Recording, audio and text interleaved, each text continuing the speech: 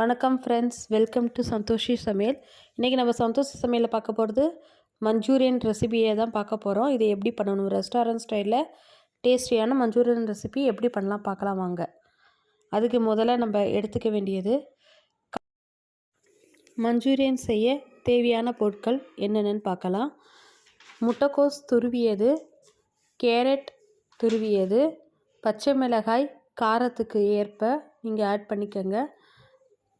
Beans ஒரு 10 beans நறுக்கி சின்ன சின்னதாக அப்படின்னு கட் பண்ணி வச்சுருக்கேன். அதுக்கப்புறம் கேரட் துருவி எடுத்து வச்சுருக்கோம். கொடை மிளகாய் கொஞ்சம் அதுவும் துருவி எடுத்து வச்சுருக்கேன் நான். இப்போ இது எல்லாத்தையும் நம்ம மிக்ஸ் பண்ணிக்கலாம். இப்போ எல்லா காய்கறியும் எடுத்த பிறகு இஞ்சி பூண்டு விழுது 1 டேபிள் ஸ்பூன் நான் எடுத்துக்கிறேன்.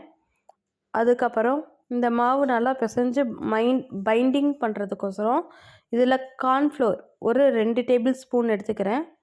2ல் ஒண்டி 4 வரையும் கூட நீங்கள் எடுத்துக்கோங்க. எவ்வளோ நம்ம வெஜிடபிள்ஸ் போடுறோமோ அதுக்கேற்ற மாதிரி கொஞ்சம் கூட எடுத்துக்கோங்க. அதுக்கப்புறம் ஒரு 2-3 டேபிள் ஸ்பூன் நான் இதில் மைதா எடுத்துக்கிறேன். இதுவும் நம்ம பைண்டிங்க்கோசரம் தான் எடுத்துக்கிறோம்.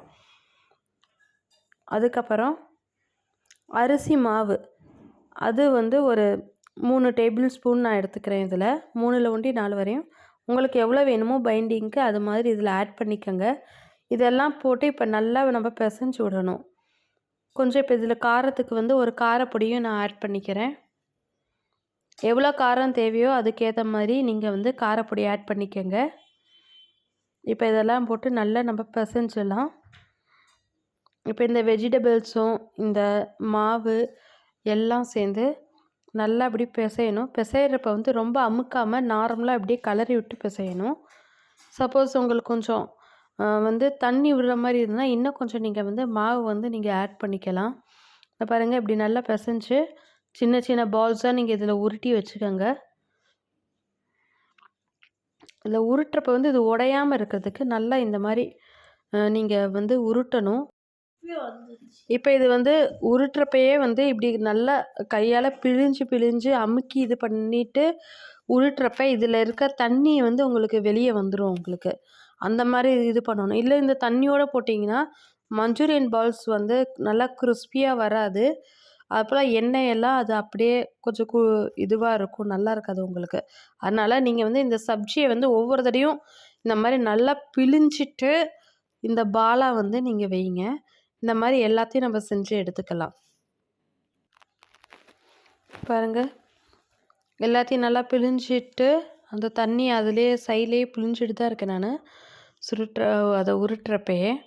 இதை இப்படியே நம்ம மஞ்சூரியன் இதை நம்ம பொரித்து எடுத்துக்கலாம்.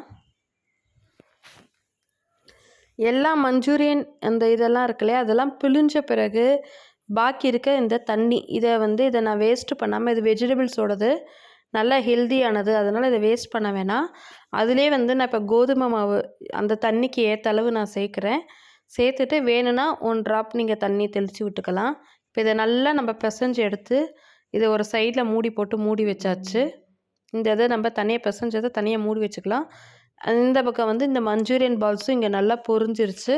இதையும் நம்ம எடுத்து வச்சுக்கலாம்.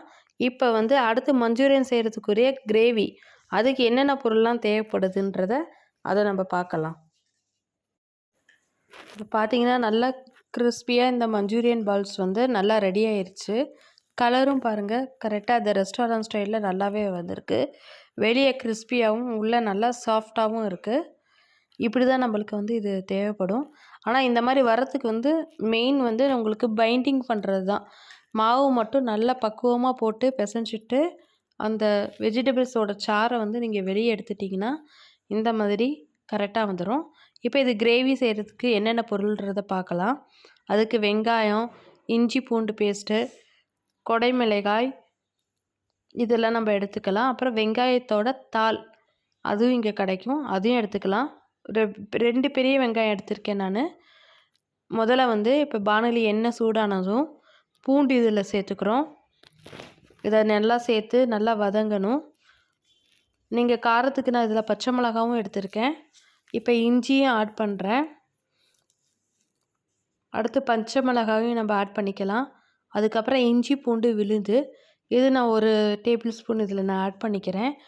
மெயின் வந்து இந்த மஞ்சூரியன் சைனீஸ் ஃபுட்டில் வந்து இஞ்சி பூண்டு வந்து எவ்வளோ சேர்க்குறீங்களோ அவ்வளோ வந்து டேஸ்ட் கொடுக்கும். இதில் வந்து இப்போ பூண்டு வந்து நல்லா அந்த ப்ரௌன் கலர் மாறிடுச்சு பாருங்கள். அது வரையும் நல்லா வதக்கிட்டு அடுத்து 2 பெரிய வெங்காயம் நறுக்குனதை சேர்த்துருக்கேன். கொஞ்சோண்டு முட்டைக்கோசு நான் இதில் ஆட் பண்ணியிருக்கேன். அப்புறம் குடமிளகாய், காரத்துக்கு 2 பச்சை மிளகாய் அதுவும் நான் இதில் நறுக்கி வச்சுருக்கேன். அதையும் இதில் இப்போ ஆட் பண்ணிடலாம். இப்போ இது நல்லா வந்து நம்ம வதக்கிக்கலாம். இப்போ இதில் தேவையான அளவு உப்பு சேர்த்துக்கலாம் நம்ம.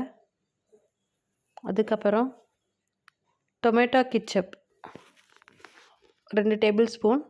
அதுக்கப்புறம் ரெட் சில்லி சாஸ் காரத்துக்கு உங்களுக்கு எவ்வளோ வேணுமோ அது மாதிரி இதில் ஆட் பண்ணிக்கலாம். இது ஹோம்மேடு ரெட் சில்லி சாஸ் வீட்டிலேயே பண்ணது. அது இன்னொரு வீடியோவில் உங்களுக்கு நான் போடுறேன் எப்படி பண்ணுறதுன்னு. அதுக்கப்புறம் கொஞ்சம் வினிகர் இதில் ஆட் பண்ணிக்கலாம். இப்போ எல்லாத்தையும் கொஞ்சம் சோயா சாஸ் இதில் ஆட் பண்ணிவிட்டு எல்லாத்தையும் சேர்த்து நம்ம கலந்து விட்டுக்கலாம். இதில் வந்து க்ரீன் சில்லி சாஸ் உங்களுக்கு வேணும்னா நீங்கள் ஆட் பண்ணிக்கோங்க, காரம் தேவைப்பட்டுச்சுன்னா. இப்போ இதெல்லாம் நல்லா வதக்கி விட்டு நல்லா கலந்து விடணும். இப்போ கொஞ்சமாக இதில் நம்ம தண்ணி ஆட் பண்ணிக்கலாம். ஆட் பண்ணி விட்டு இந்த கிரேவி உங்களுக்கு எவ்வளோ வேணுமோ அதுக்கு ஏற்ற அளவு வந்து நீங்கள் கொஞ்சம் தண்ணி ஆட் பண்ணிக்கோங்க.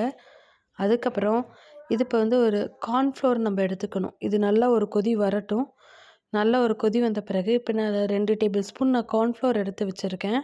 இந்த கார்ன்ஃப்ளோரில் கொஞ்சம் தண்ணி விட்டு கெட்டியாக இந்த சிலேரி மாதிரி இப்படி பண்ணி இதில் வந்து ஊற்றணும். இது எதுக்காகன்னா அந்த ஒரு கிரேவியோட டெக்ஸ்சர் வந்து கொஞ்சம் டைட்டாக அந்த மாதிரி ஹோட்டல் ஸ்டைலில் கிடைக்கிறதுக்கு இந்த மாதிரி இதை வந்து கார்ன்ஃப்ளவரை வந்து நல்லா கலந்து விட்டு கட்டி கட்டாமல் நல்லா கலந்து விடணும். கலந்து விட்டுட்டு இதில் ஊற்றி நீங்கள் இதில் ஒரு கொதிக்க விடணும். இப்போ இதை வந்து இதில் ஊற்றி நம்ம கொதிக்க விடலாம்.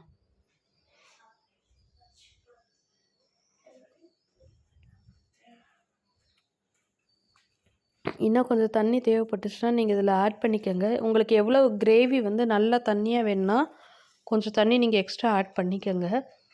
இல்லை உங்களுக்கு டைட்டாக வேணும்னா இதில் தண்ணி ஆட் பண்ணாமல் இந்த கார்ன்ஃப்ளவர் இதையும் ஆட் பண்ணாமல் நீங்கள் இதை அப்படியே விட்டுறலாம்.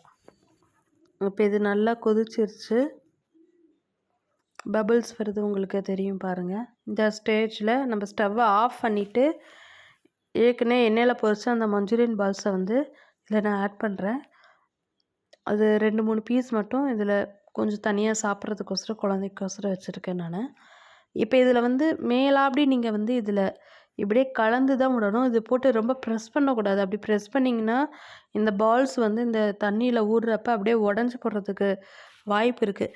அதனால் இப்போ இது வந்து இந்த கிரேவி பண்ணிகிட்ருக்கப்ப இப்போ சாப்பிட போகிறீங்கன்னா கையோட அந்த பால்ஸை வந்து நீங்கள் ஆட் பண்ணணும். இல்லை கொஞ்சம் நேரம் கழிச்சு தான் சாப்பிட போகிறீங்கன்னா அந்த சாப்பிட்ற நேரத்தில் நீங்கள் ஆட் பண்ணால் போதும்.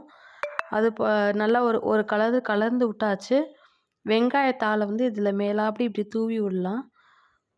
தூவி விட்டு இப்போ ஒரு லைட்டாக ஒரு கலந்துட்டா முடிஞ்சிருச்சு. இப்போ ரெஸ்டாரண்ட் சைடில் சுவையான மஞ்சூரியன், கிரேவி மஞ்சூரியன் ரெடி ஆயிடுச்சு. குழந்தைங்கள் எல்லாம் ஆர்வமாக இருக்காங்க, சாப்பிட்றதுக்கு காத்துட்ருக்காங்க. இது எப்படி இருக்குதுன்னு இப்போ பார்த்துடலாம். மறக்காமல் நீங்கள் சந்தோஷ சமையலுக்கு சப்ஸ்கிரைப் பண்ணுங்கள், லைக் பண்ணுங்கள். இந்த வீடியோ பிடிச்சிருந்தால் உங்கள் ஃப்ரெண்ட்ஸ் அண்ட் ஃபேமிலிக்கு ஷேர் பண்ணுங்கள். Thank you all.